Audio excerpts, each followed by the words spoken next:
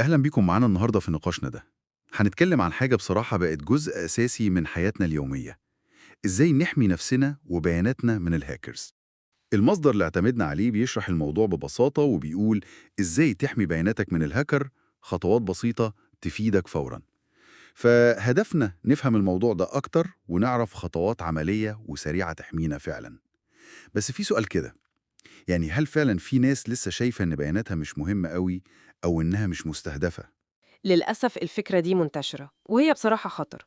الهاكرز مش بس بيجروا ورا الناس المهمة أو الشركات، لأ خالص. أي حد فينا ممكن يكون هدف.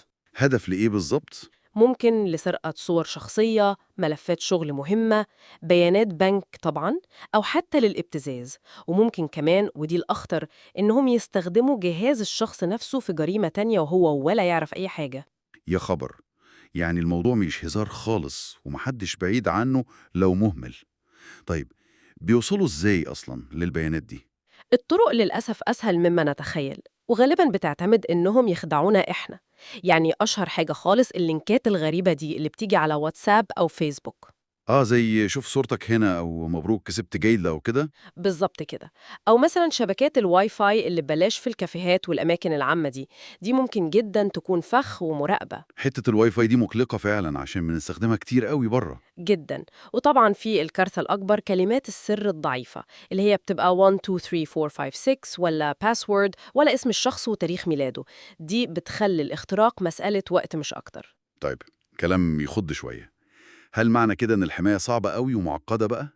المصدر بيقول لأ، وبيقول إن في 5 خطوات بسيطة جداً ممكن تحمينا بنسبة يعني 90%.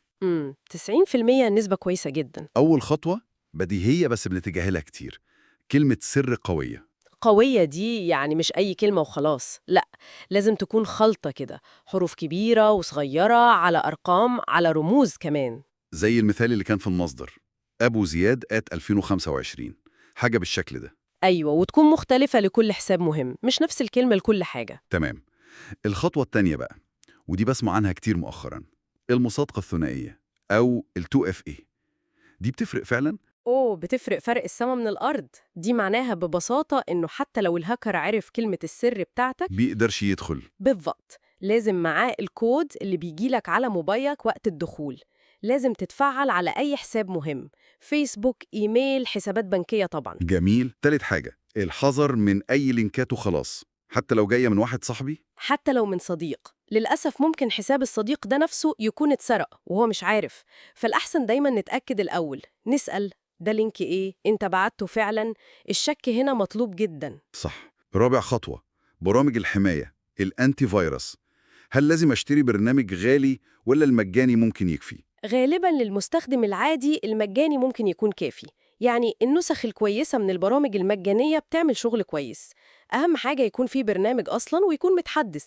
هو دوره إنه ينبهك لو في ملف خطر نزل أو دخلت على موقع مش تمام. والخامسة والأخيرة واللي دايما بننساها لحد ما تحصل مصيبة، النسخة الاحتياطية، الباك اب. دي بقى خطة الطوارئ الأساسية. يعني لو لا قدر الله كل ده فشل والجهاز اتصاب بفيروس فدية مثلاً أو اتسرق، البيانات ما تروحش. أيوة، النسخة الاحتياطية دي هي اللي هترجع لك ملفاتك المهمة، سواء بقى على جوجل درايف أو آي كلاود أو حتى هارد ديسك خارجي.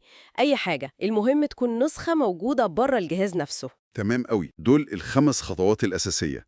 طيب، هل في حاجات تانية زيادة للي عايز يزود الأمان أكتر؟ طبعا في. المصدر ذكر حاجات زي استخدام ال VPN، خصوصا لو الواحد بيستخدم واي فاي عام كتير أو بيدخل على مواقع بنوك وحاجات حساسة. الفي بي ان ده اللي هو بيخفي الاي بي بتاع الجهاز. بالظبط، بيعمل طبقة حماية زيادة.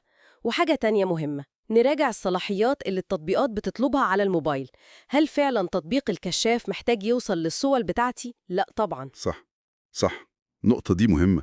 وأخيرا، ودي أساسية، التحديثات. تحديث نظام التشغيل ويندوز أو ماك أو اندرويد، وتحديث التطبيقات نفسها أول بأول. التحديثات دي غالبا بتقفل ثغرات أمنية الهاكرز ممكن يستغلوها. المصدر كان ذكر مثال حصل فعلا في 2023 بسبب لينك واتساب. يعني واحد بس اتضغط على اللينك جهازه كله اتقفل، وطلبوا منه فدية حوالي 5000 عشان يرجعوا له حاجته. قصة مرعبة. فعلا. والمثال ده بيوضح أهمية الكلام اللي بنقوله، يعني تخيلي لو الشخص ده كان فاعل المصادقة الثنائية على حسابه أو كان عامل نسخة احتياطية قريبة لملفاته. كان زمانه وفر على نفسه كل ده. بنسبة كبيرة جدا كان ممكن يتجنب الموقف الصعب ده كله. خطوة بسيطة زي الباك اب كانت ممكن تنقذه. فعلا. الموضوع مش محتاج خبير عشان الواحد يحمي نفسه، يعني الخلاصة إن الهاكر ده مش بالضرورة عبقري زمانه، قد ما إحنا أحيانا اللي بنكسل أو بنسهله الدنيا من غير ما ناخد بالنا. بالظبط. تطبيق الخطوات البسيطة دي بيخلي أي حد فينا هدف أصعب بكتير، وبيحمي خصوصيته وخصوصية عيلته كمان. وهو ده المهم. ويبقى في سؤال أخير كده نفكر فيه كلنا، مع التطور السرير ده في التكنولوجيا وفي طرق الهجوم نفسها، هل الاعتماد على الحلول التقنية زي البرامج والتحديثات دي هيفضل كفاية لوحده؟ سؤال مهم. ولا دايما هيفضل الوعي بتاعنا إحنا والحذر المستمر هم خط الدفاع الأول والأهم في وش المخاطر دي كلها؟ محتاجة تفكير دي.